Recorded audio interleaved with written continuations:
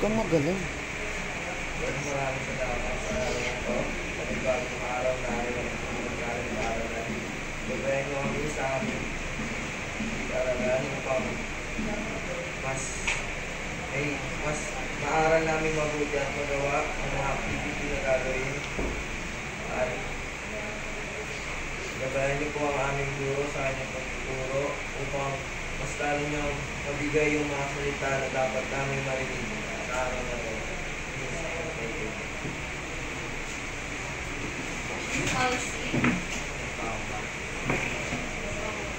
How are you today, class? Good? Okay, that's great to hear.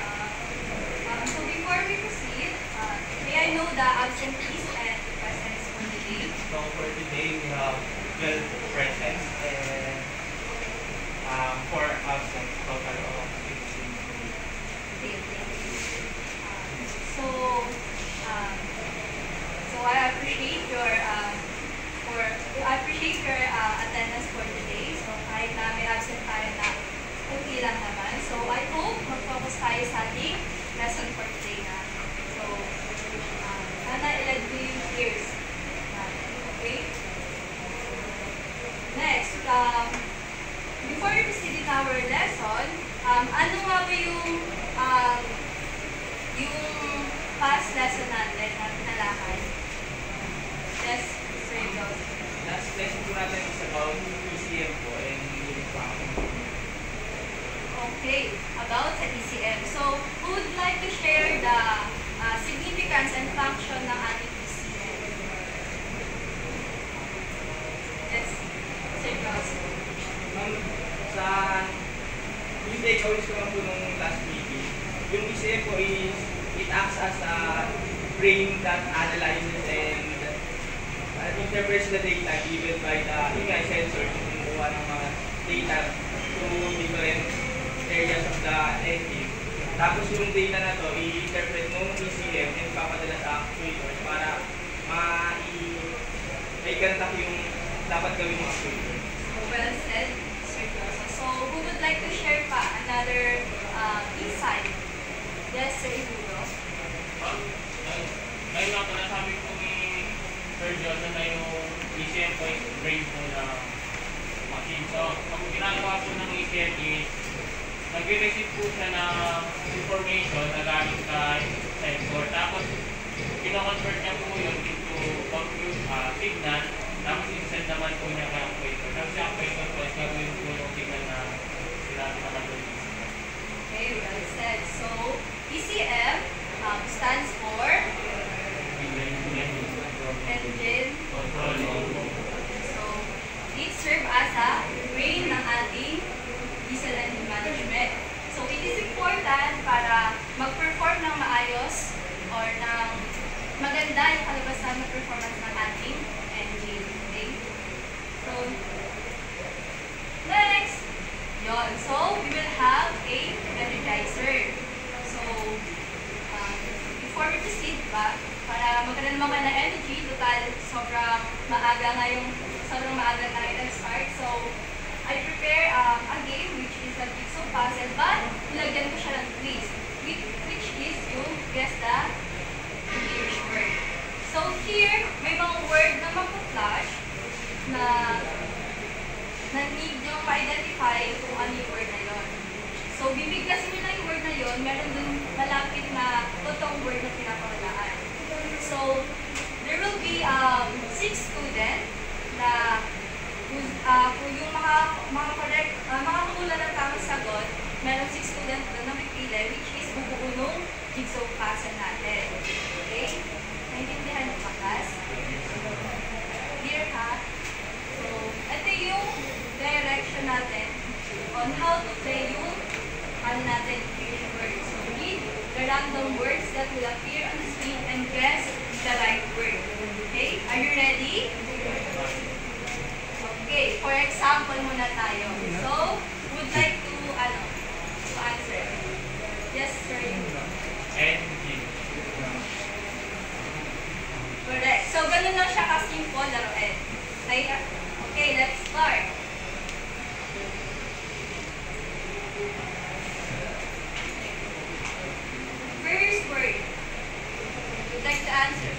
Yes, sir, Alan.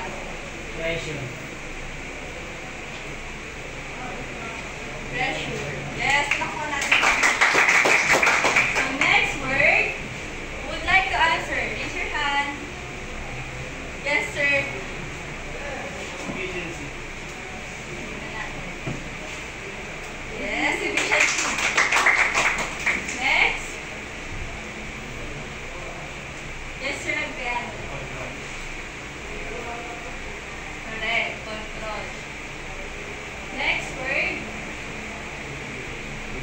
Yes, sir, De Laguna. Yes, correct. Next word. Would like to answer? Raise your hand. Yes, sir, Nakuha. Injector. So, last one. Raise your hand. Yes, sir, Jetro. Emission. Ignition. So, ayun. So, please stand all the 6 students to answer the word correctly.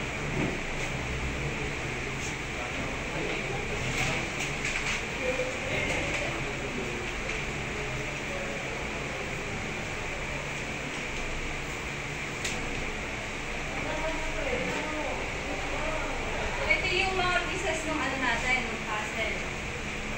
So, kayo yung your plus points sa quiz kapag kayo yung nakasagot ng right word. Plus, meron kayo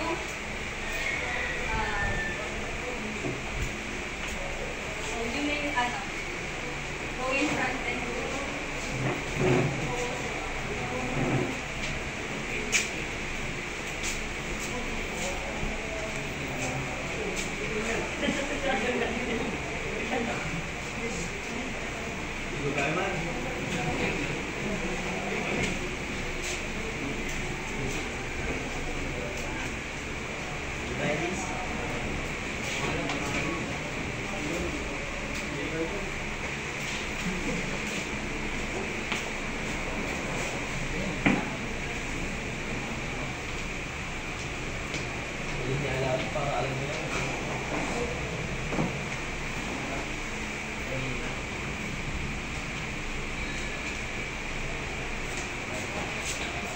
so, ayan, thank you. So, palakpakan nyo naman yung student.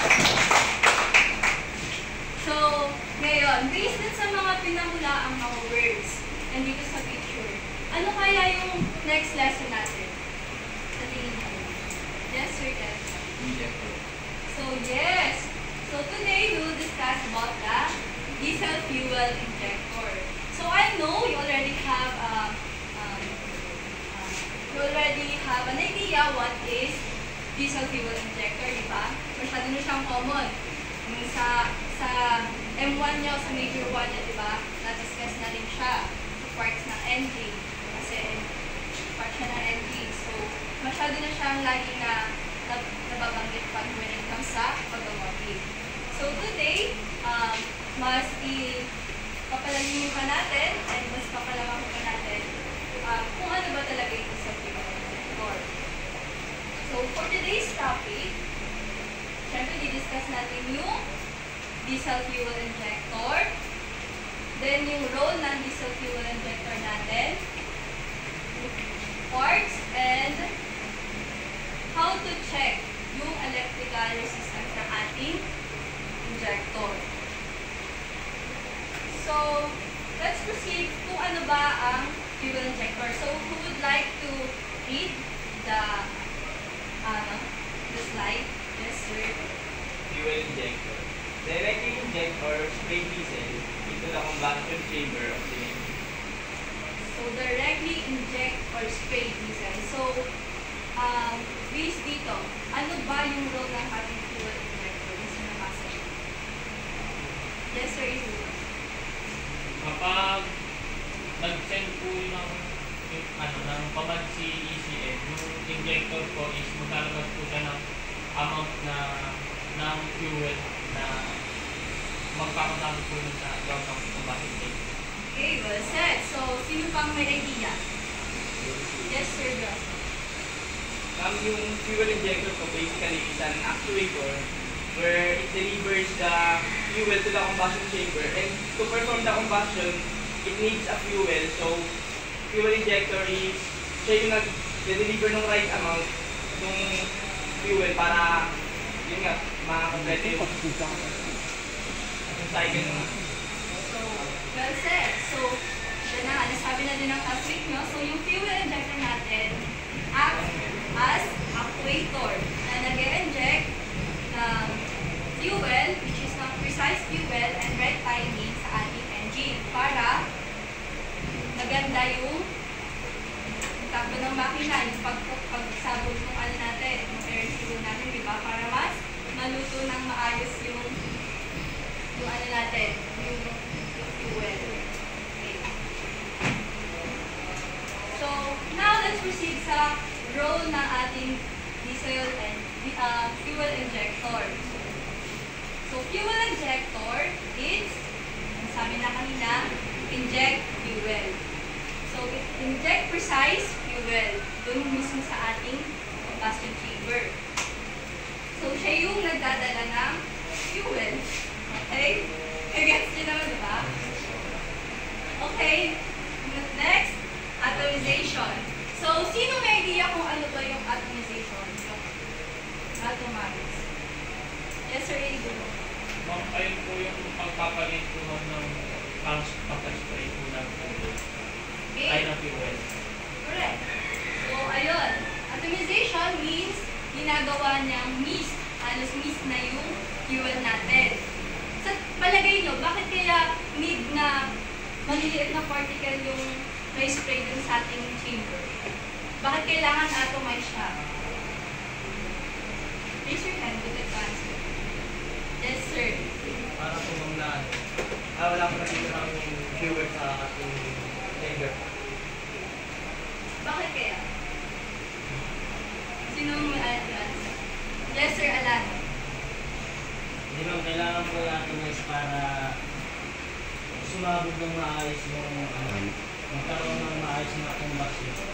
Kasi hindi aayos ang organ ng makina kapag hindi na-release yung fuel sa loob ng machine. So, need, para mabawasan din yung emission at talagang mas maluto ng maayos yung diesel natin, need talagang atomize siya. Kasi, di ba, wala din ano yun. Kasi ang diesel, di ba, wala siyang spark. Di ba? Hindi siya kaya lang siya nagkakumbas dahil sa heat and pressure. So, need pressurize tapos maliit yung diesel natin. Para once na in-inject yung fuel natin, maganda yung sabi. Okay. Then, timing control. So, since ECM control siya, diba, yung fuel injector natin, alam niya kung kailan magbibigay ng fuel. Kasi actual sa operator, o lang siya ng ECM, siya yung, alam niya yung right timing kung kailan mag-spray, mag-inject. Okay. So, next, yung pressure regulation. So, wants to explain bakit kaya isa sa role niya yung pressure regulation. Sabi na siya kanina. Good life. Ano lang? Yung kahit ano lang. Ano na yung sa tingin niya? Yes, sir. Sa tingin ko po, kailangan yung pressure regulation kasi nakakonect siya sa yung injector ko nakakonect sa common rail. Then, para po yun nga kung may nakalagay na atomize, para ma-atomize siya, kailangan din niya ng pressure para dito, yung buga niya, ma-atomize niya yung diesel. And kailangan din pong pag kailangan pong ma-release yung sobrang pressure, yun po, kailangan po ng pressure regulation sa common rail. So, okay. So, yung fuel injector natin, sa role na is pressure regulation. Kasi, hindi lang siya basta nag-i-inject ng fuel. So, ginagawa niya din pressurize yung fuel natin. Pinapanatili niyang pressurize yung fuel na i-inject. Kasi, di ba, ganun sa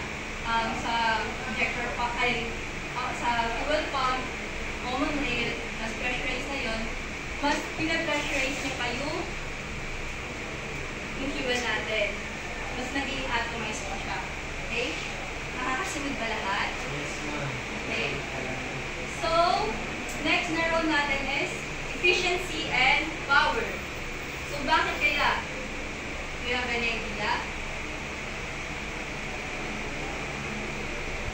Give me hiya. So, efficiency and power. Yes, Sir Alan. Yun na nga po, ma'am. Pagka-precise po yung pagka-spray ng fuel. So, ibig sabihin, magkakaroon po ng balance sa pagitan ng fuel at saka hangin na ihaan ng combustion chamber. So, magkakaroon ng malakas na power. Okay. So, efficiency kasi, pag exact, tapos tama yung pag-inject ng fuel, syempre makakatipid tayo sa gas, fuel, sa diesel, di ba? Tapos sa power kasi, maganda yung pagkambas sa chamber natin. So, malakas yung power. Okay? Nakakasunod kayo? Okay. Now, let's proceed na tayo sa basic parts ng ating diesel fuel motor. So, ayan yung fuel injector natin. Okay? So, first we have, would like to read. Yes, sir. Fuel drain cover seal. Provide a tight seal between the fuel injectors and the fuel drain, as well as between the fuel injectors and the intake manifold. So, fuel rail rubber seal. So, seal siya. So, nakakita naman kayo ng seal, di ba? Ng mga rubber seal natin. Parang bilog siya, di ba? Na rubber. So, itong fuel rubber seal para maiwasan yung leakage, di ba? So, para din yung pressure na galing sa common rail natin is hindi makalabas, mas-sustain niya.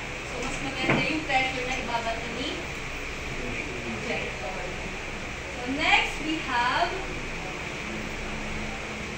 filter basket. Would like to read? Yes, sir. Ako po nung pinita fuel injector, yung primary cap po is residual cap. Yun. So, yung filter basket naman natin, so, by the word itself, siya yung nag-filter. So, meron yan sa loob nung, nung injector mismo. So, yung mga residue na malilitong particles na, syempre, hindi naman lahat, di ba? Minsan may nakakatakas pa yung mga dumi. So, siya para maiwasan yung clog, yung pagbabara, ayun yung role ng filter basket natin. So, next, we have yung electrical connection. So, would like to read? Yes, sir. Electrical connection. Receive electronic signal from NEC.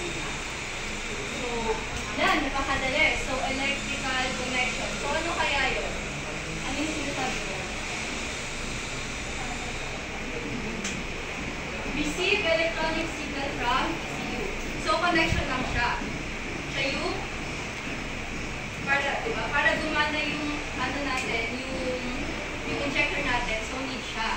Para pag sinupply siya ng power ng power ni ECU, may pagdadaanan, kagana yung injector natin.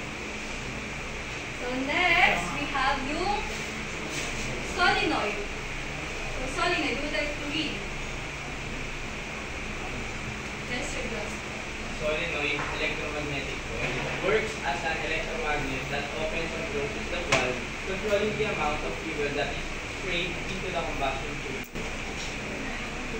So who would like to share the idea about this slide? Solenoid. Ano ba yung solenoid? Sabi na dyan. Yes, Sir Edu.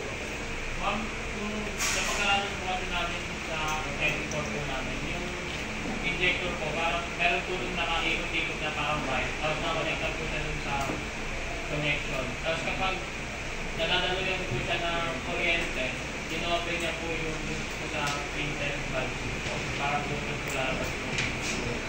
So, well said. So, yung solenoid, pag nasupplyan siya ng electricity or ng energy, magkakaroon solenoid siya yung electromagnetic coil. Matulad ng sinabi ni Sir Ikudo na nakita na kayo nun.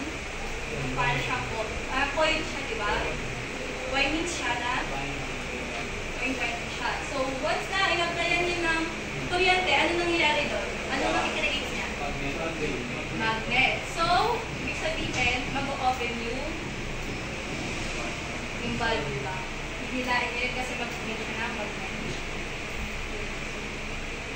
next part, we have yung Quintal return screen. Who would like to read and explain as well? Yes, Sir Agbayan. Filter return. Ensuring that the injector closes properly after fluid delivery.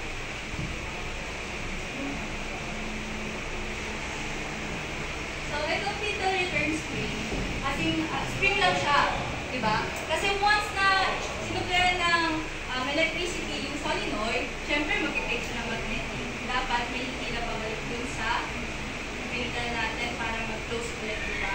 Kasi hindi naman habang buhay nagsusupply ng fuel si injector. So, we need may mag-open and close yung ano natin. Next, we have quintal valve. Would like to read? Yes, Sir Dabuka.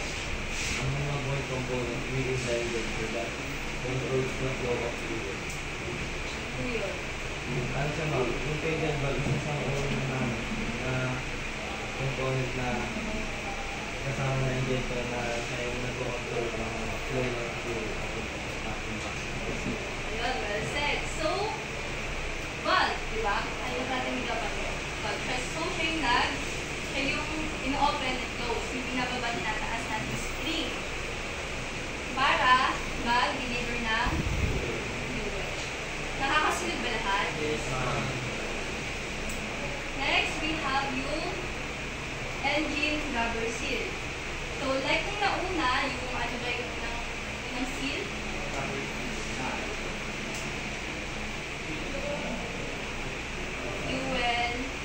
Fuel rubber seal. So, itong engine rubber seal, ganun lang din yung function niya. So, para makaiwas dun sa leak at mas hindi makatakas yung pressure, diba? Siya yung nakalapag kasi yung ano natin, diba? Yung injector natin sa engine. So, para hindi mag-leak doon, siya yung may rubber seal doon. So, ang tawag sa kanya ay inside rubber seal. Kasi, nakadikit siya dun sa engine.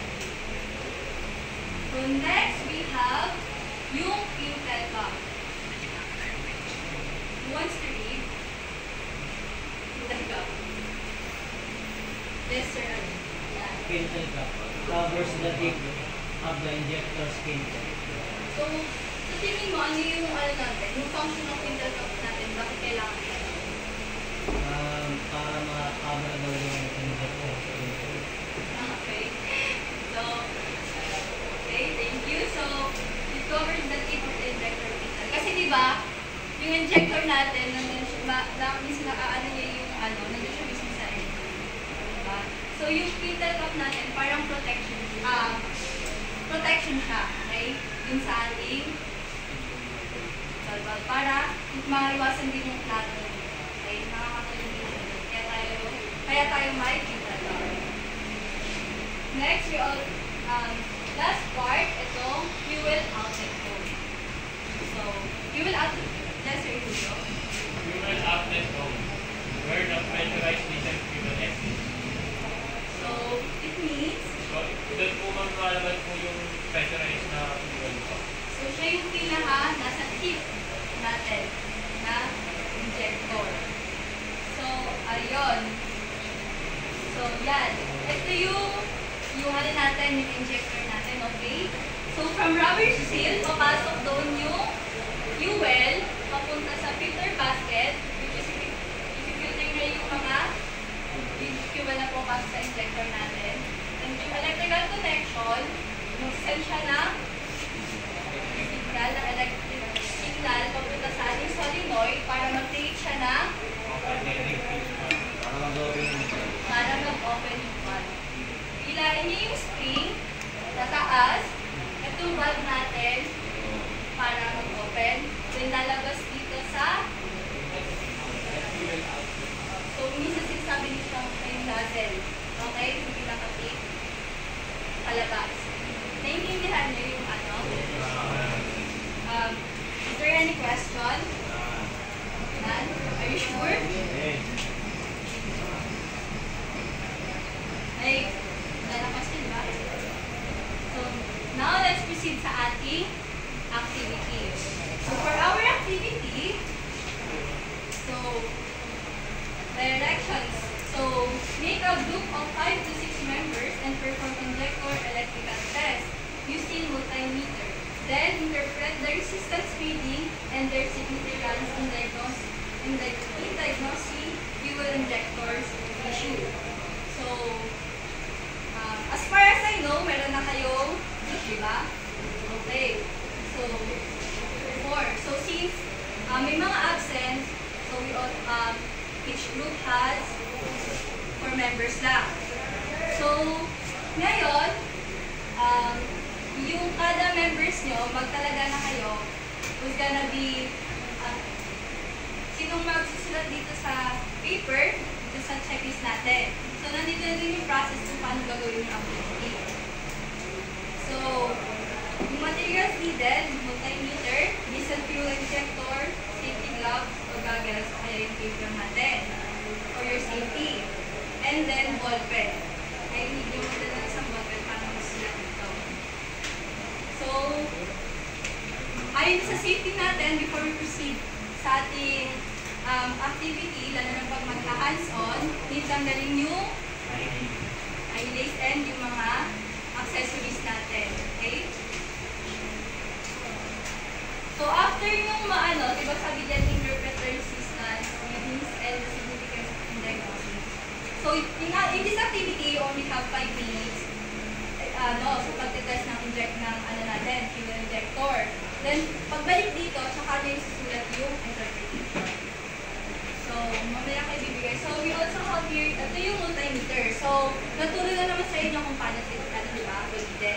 So, isiset nyo lang siya sa resistance, tsaka nyo i-read yung injector natin. So, kailangan wag yung pagdikitin yung dalawang lead, okay? Para tama yung resistance. So, may idea na kayo kung paano siya. So, halimbawa, so, ito, common rate sa gas nito. So, may mga kita kayo, katulad din nito, andun yung electrical connection.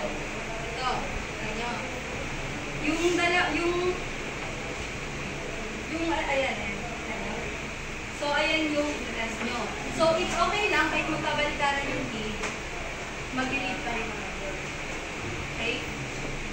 So, who will be the first group?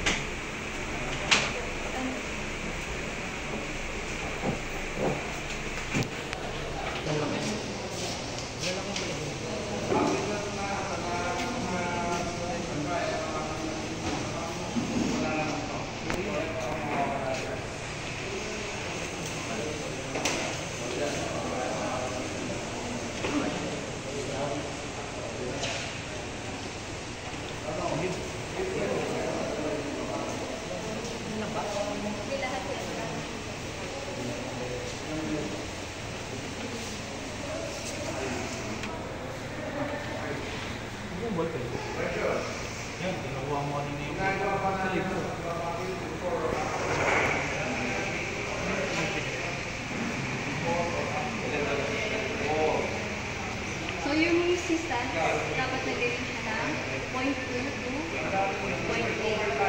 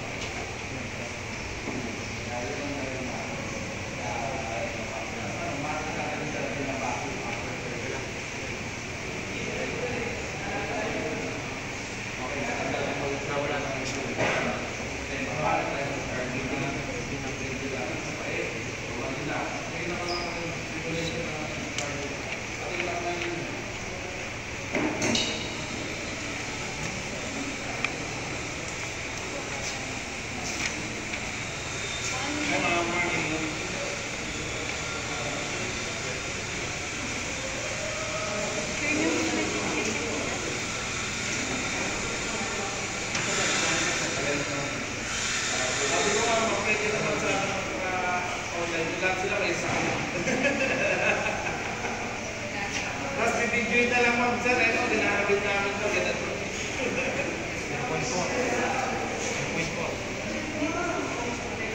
Okay na? Balik-balik, dalawa lang tama lang naman. Pagbalik niyo sa ganyan na yung sinunod. Kasi yung dito naman yung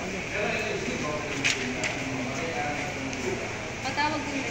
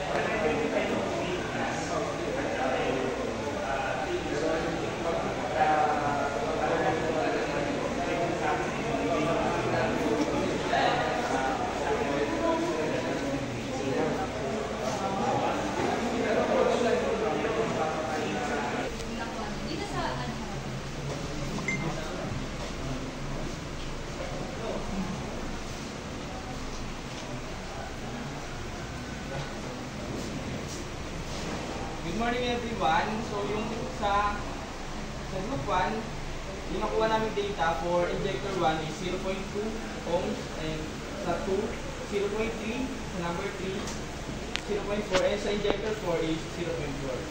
Yung interpretation po namin, based on the given data we accumulated, all injectors are able to reach the expected resistance in order to properly execute or operate for optimized fuel delivery into the combustion chamber. The significance of this activity is for us to know and to experience the steps in checking the resistance of the said component. It is important for the engine's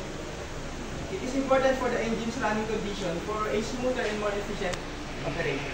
Okay. Palapakan natin yung first group. Okay. Proceed tayo sa next group. Group ni Sir.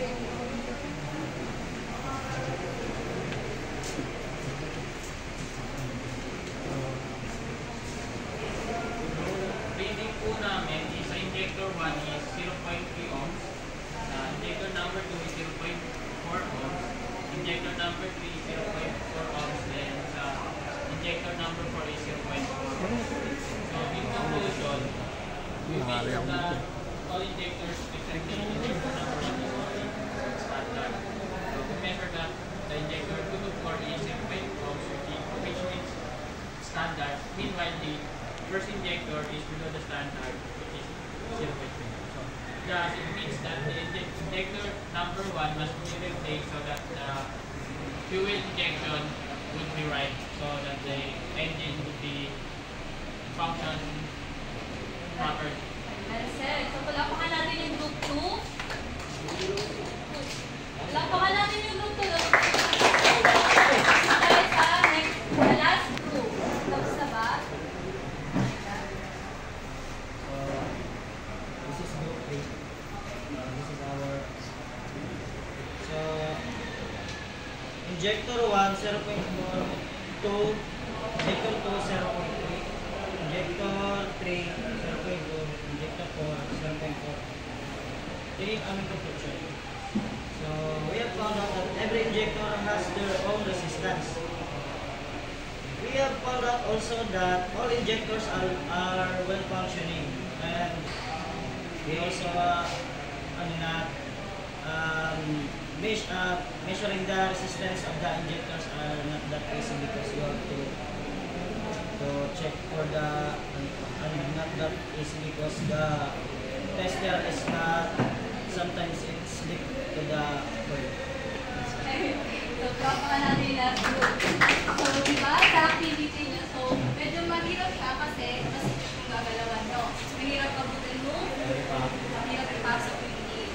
So, based na sa mga nakuha nyo, sabi nyo, diba, merong group na nagsabi namin sa injector number 1 is not functional, right? Okay.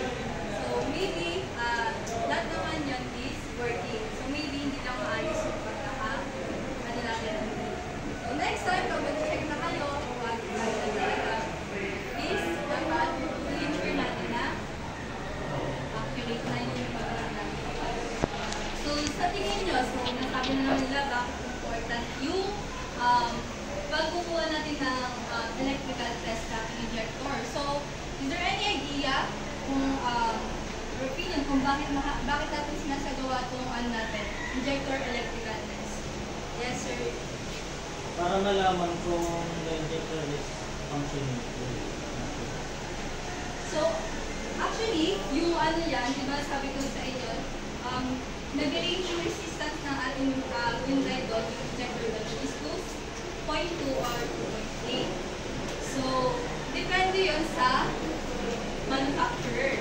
So, dapat titignan natin yung manual ng sasakyan. Ano ba yung resistance ng tamang resistance ng ating injector ng sasakyan. Kasi, iba-iba yung model ng sasakyan, iba-iba din yung specification.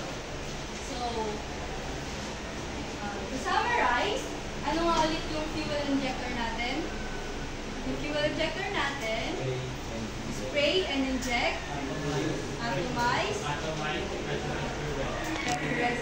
okay? Tapos nakakatulong siya sa efficiency ng ating sasakyan and power. So what are the parts of our fuel injector that i-discuss natin? Ano nga yung mga parts na yun? Yes sir, give one. Filter basket. Sa po yung filter ng mga small basket. Next. Yes, sir. Fuel rail rubber seal. Ito po yung secure yung connection from rail to injector. Okay. Ano pa? Ano pa? Yes, sir. This return spring. Intel. Return spring. So, yung ginagawa niya? To set the valve after the liberation. Okay. So, sino pa? Intel valve. Okay, sir. Kali na siya po yung nagpupuan ko ng sa printer. So, we have yung fuel rail seal, tapos filter basket, solenoid, ano pa? Intel return spring, Intel valve, Connection po ma'am yung terminal. okay, terminal, yung Ilan mo na yung ikaw? Isang ay, pala sundin. yung connection, Sa dumadaan po yung okay, ano pa? Intel top, yung outlet hole. So, ayun yung mga parts na ating fuel injector. Now, let's proceed sa ating quiz. So, bring out 1/4 sheet of paper. Ito yung direction natin. So, inactive sheet of... Ready na ba kayo? So, inactive sheet of paper, 1/4 lang. Identify the following parts of diesel fuel injector. So, malalaki na naman kayo. Diba? Tatandali naman, ilocate natin yung part. So, you have 15 minutes to answer this quiz. Okay, start.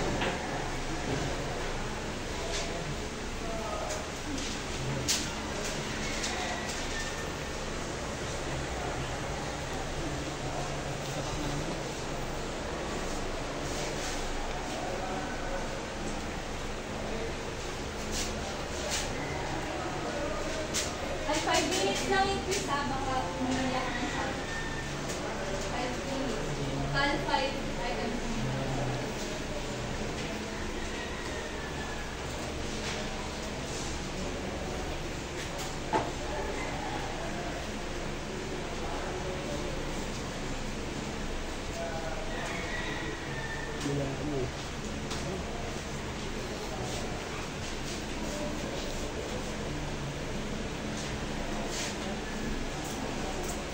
Hindi pa nakakakita.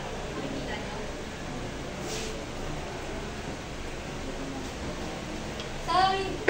Sa hindi nakakakita ng picture, pwede na. Lapit kayo.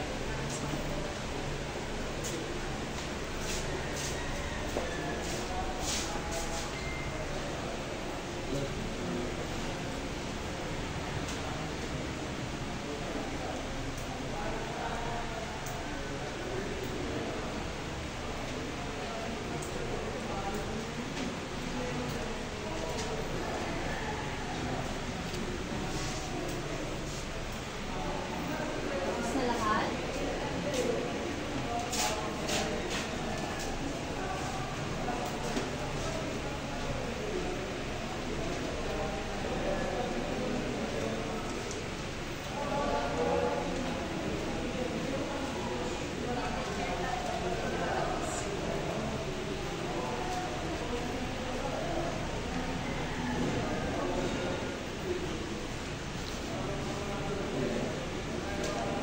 Bakit pinag...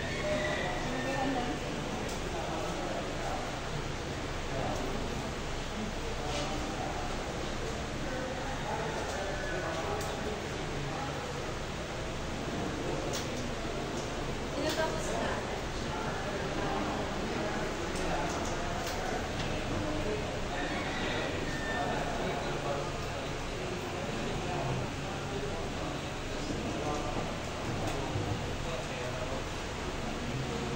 Tapos na lahat. Tapos na lahat. Tapos na. Okay, so sagutan na natin. So, you may now exchange paper sa iyong katabi. Ayan ka ba?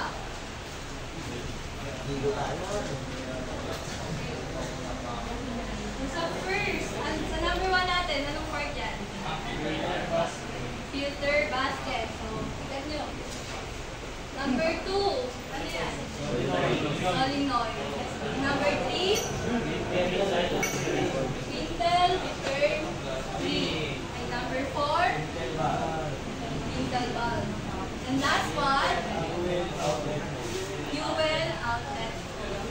palakpakan niyo yung sarili niyo. So, huwag 5. Ay, wala. 5. 5. Good. Lahat ng 5.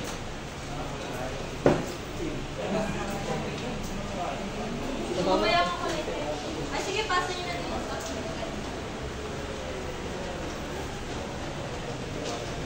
Yun, palakpakan niyo yung sarili niyo. So, now, for your assignment, take nyo na kayo ng paper. Okay? So, ilalagay siya sa long bond paper. So, next meeting ko malagay siya. Okay?